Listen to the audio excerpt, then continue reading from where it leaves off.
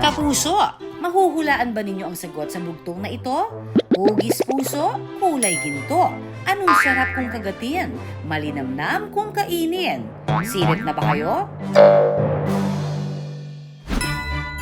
O eto ha, magbigay pugay sa pambansang prutas ng Pilipinas dahil for today's video, ang prutas na ito ang magpapasikat.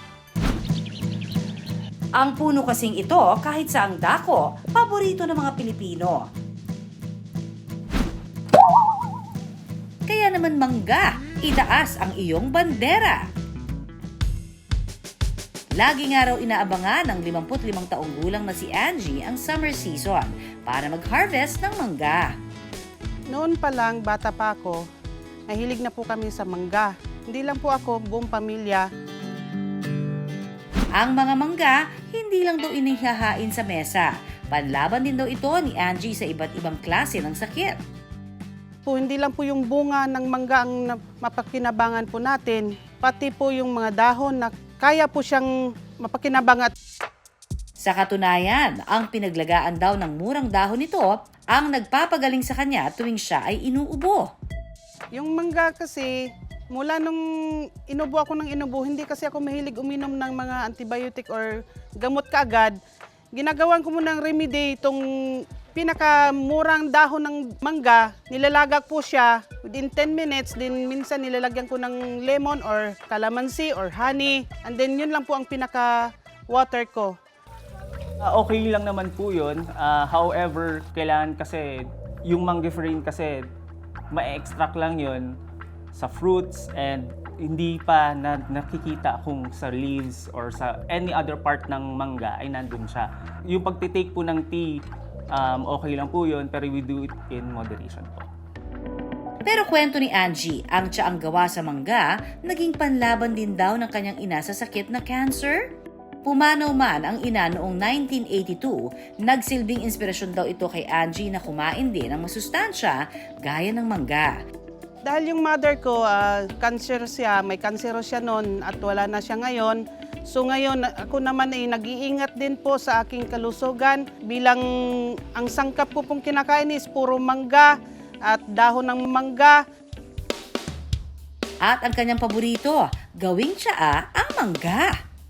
Pakiramdam ko talaga sa sarili ko parang kahit hindi ako nagagamot, para bang masarap yung pakiramdam magaan. Trivia time! Alam niyo ba na ang mangga na native sa South Asia ay ang most widely cultivated fruit in the tropics? Noong 300 o 400 AD, dinala ang mango seeds mula Asia papunta ng Middle East, East Africa, hanggang sa makarating na ito sa South America.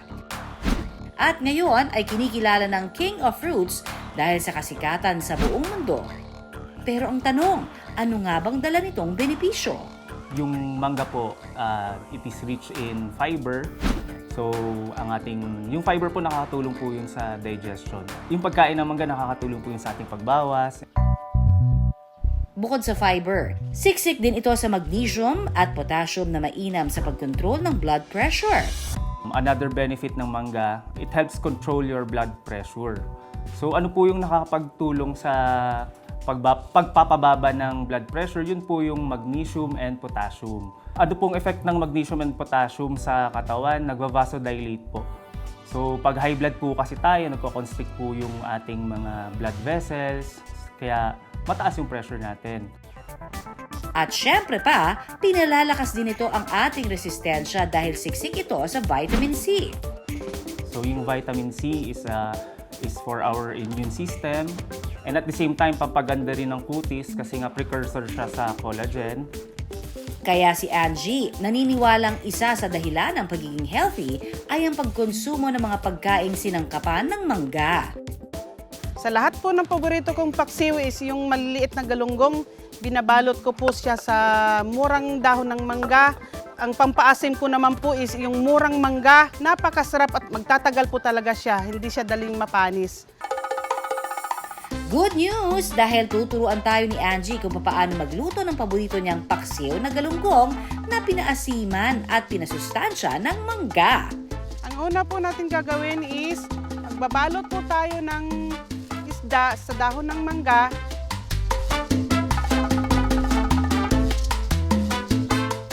Sa kawali inilagay ang mga hiniwang mangga.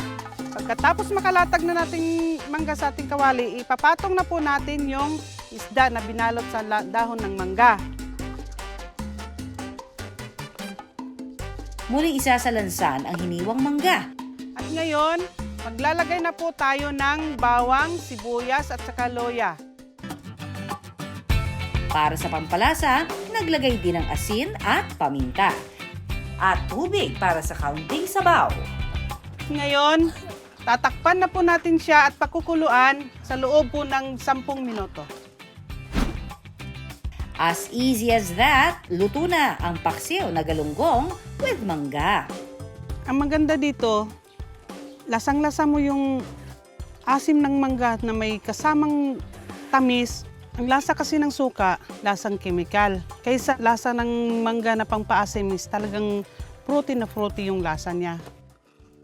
Mainam daw itong alternatibo sa mga seasoning at powder na pampalasa.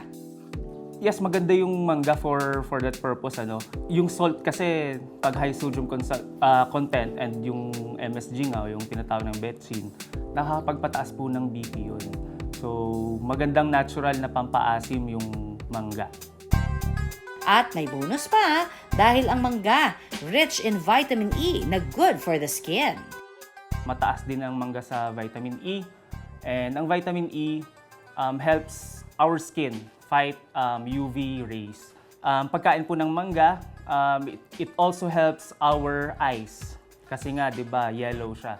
So, pag yellow po or medyo madilaw or orange, yung color, it is rich in carotene. So, yun po yung component na nakapagtulong po sa ating vision. Pero ang tanong, nakatutulong nga ba itong panlaban sa sakit na cancer? Doc, totoo ba? Meron din siyang anti-cancer component, yung mangiferin. So, yung mangiferin po kasi, actually marami siyang components or marami siyang binibigay na benefits. Antioxidant, anti-cancer, anti-inflammatory. Pero sa pagkonsumo ng favorite nating mangga, may paalala ang eksperto. Napaka-importante po na magkaroon po tayo ng healthy diet. We could incorporate mangoes, fruits, and other fruits. So, but we always do it in moderation. And of course, pag may iniinda na po tayo, magpakonsulta po sa pinakamalapit na health center or sa inyong pinakamalapit na doktor. Ang powers ng mangga, hindi pa huhuli sa rampa. Dahil pagdating sa kalusugan, sure na runway winner ang sustansya nitong dala.